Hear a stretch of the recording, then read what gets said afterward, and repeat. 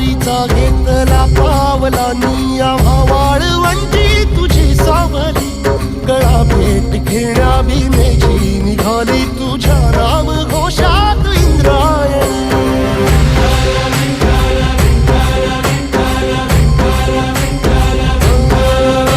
भिडे आसमंती ध्वजा वैष्णवांची उभी पंढरी आज नानावली तुझे नाव ओठी तुझे रूप ध्यानी जीवाला तुझी आस लागली